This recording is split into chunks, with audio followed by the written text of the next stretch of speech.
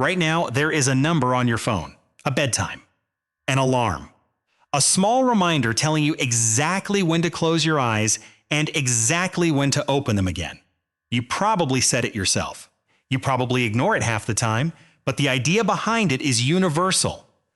One schedule, one block of sleep. The same hours every single night.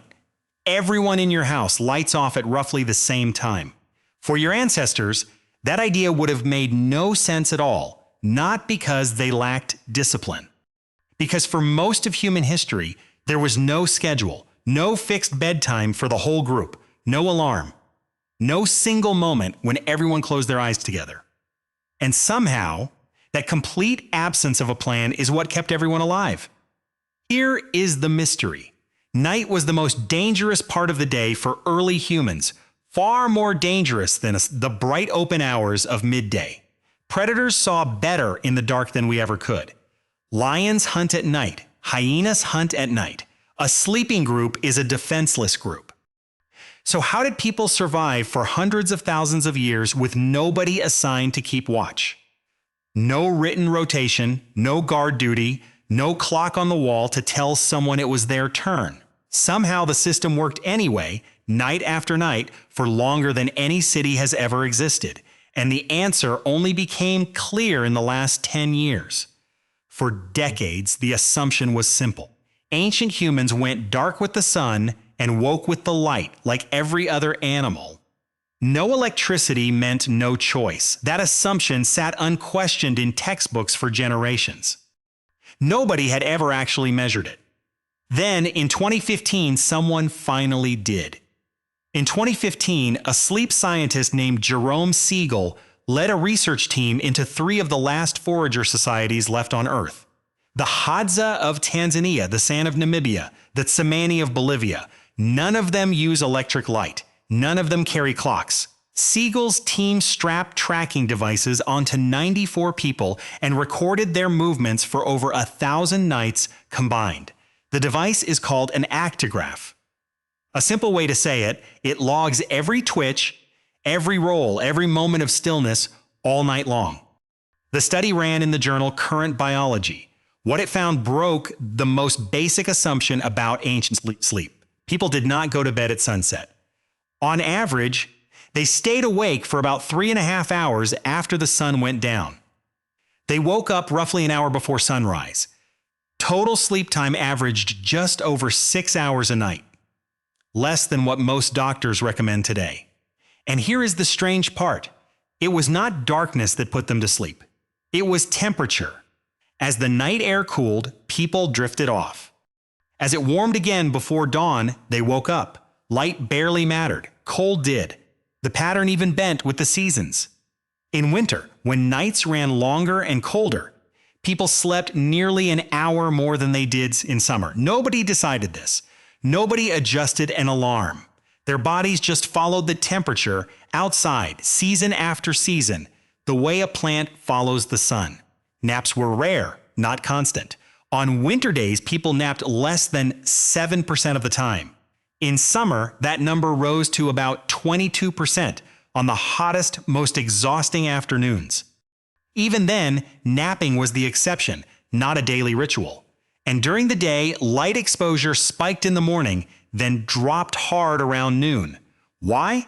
Because all 3 groups instinctively sought shade at midday, long before anyone built a building to hide in. Heat, not laziness, sent them under a tree. There is one more detail from that study that should stop you cold. In the languages of the San and the Tsimane, there is no word for insomnia. When researchers tried to explain the concept, it did not translate. Not because these people never lay awake at night, because lying awake was never treated as a problem to fix. It was just part of being human. An anthropologist named Carol Worthman at Emory University spent years comparing sleep across dozens of traditional societies. Among the Efe of Central Africa and the Kung of the Kalahari, she found something similar. Their sleep, she said, was fluid. People rested when they felt the pull to rest, not on a schedule, not in one single block. Daytime naps, late night conversation, early waking, all blended into a continuous rhythm instead of a hard switch between awake and asleep. Worthman put it simply, the ecology of sleep, she said, is just the ecology of everyday life. No separate rulebook, no fixed hours, just bodies responding to heat, to company, to tiredness, in whatever order those things happen to arrive. So if nobody slept on the same timetable and nobody was assigned to guard the camp, how did anyone stay safe through the night? For a long time, even the researchers studying these groups assumed the answer was luck. Maybe predators rarely attacked. Maybe the fire alone was enough. But luck is not a survival strategy that lasts 300,000 years. There had to be something else holding the system together. This is where the real twist comes in. In 2017, an anthropologist named David Sampson took a team to study the hadza specifically after dark. 33 adults agreed to wear tracking devices for 20 straight days. Sampson wanted to test an old idea borrowed from animal behavior called the sentinel hypothesis. The idea that in a group of vulnerable, sleeping animals, there should be some built-in mechanism keeping at least one member alert at all times. The hypothesis had existed since the 1960s. Nobody had ever confirmed it in humans. Sampson's team logged more than 200 hours of nighttime data. Then they built a statistical model to check one simple question against pure chance.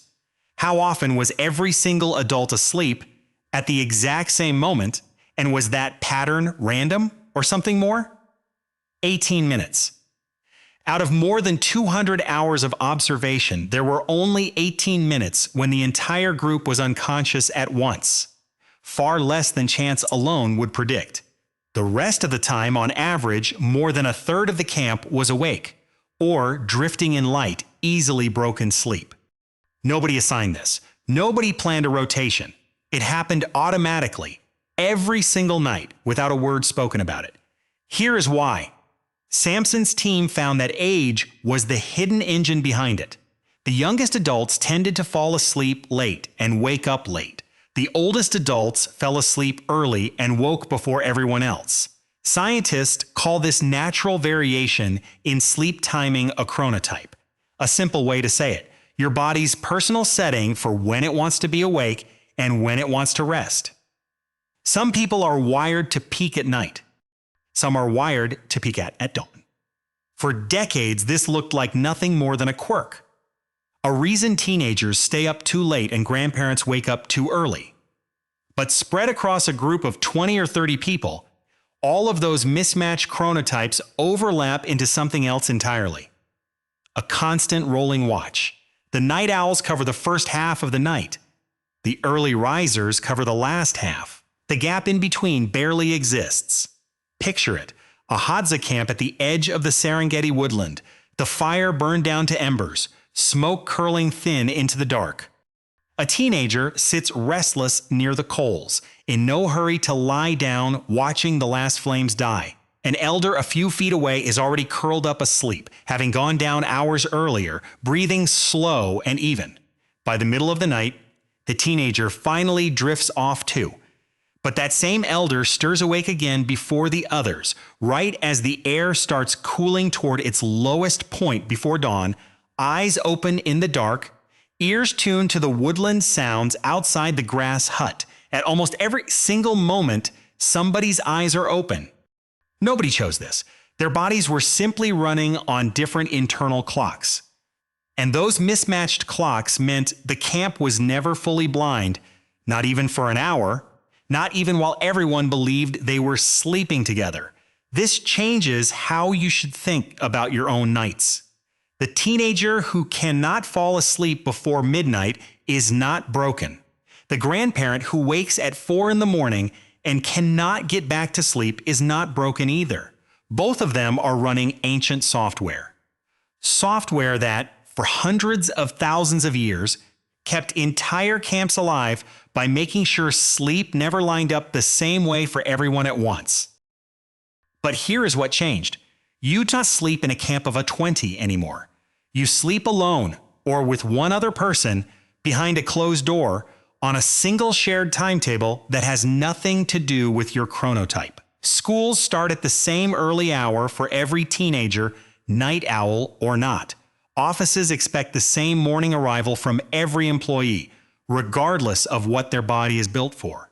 When your own body wakes you at 3 in the morning, there is no fire to sit near, no second person to talk to, no purpose for being awake. So you call it insomnia. You reach for your phone or a pill, or you just lie there blaming yourself for failing at something that was never built to be uniform in the first place. The variation did not disappear. The camp did. Modern sleep advice treats one unbroken block of 8 hours as the only correct way to rest. But that single block is a recent invention built for factory shifts and school bells, not for bodies shaped over hundreds of thousands of years around a dying fire. Your ancestors never needed everyone asleep at the same time. They needed exactly what they already had: a group of mismatched internal clocks, quietly covering each other through the dark, without a single person ever being told to take the watch. So the next time you wake up at 3 in the morning, for no reason you can name, staring at the ceiling, certain that something is wrong with you, consider this instead. You are not malfunctioning. There is no schedule written into your biology, and there never was one. There is only a body still running on an ancient rhythm, built for a fire that burned out and a camp that emptied long ago. Somewhere, that number is still glowing on your phone, waiting for an hour your ancestors never agreed to. You are not failing to sleep. You might just be the last one left standing watch.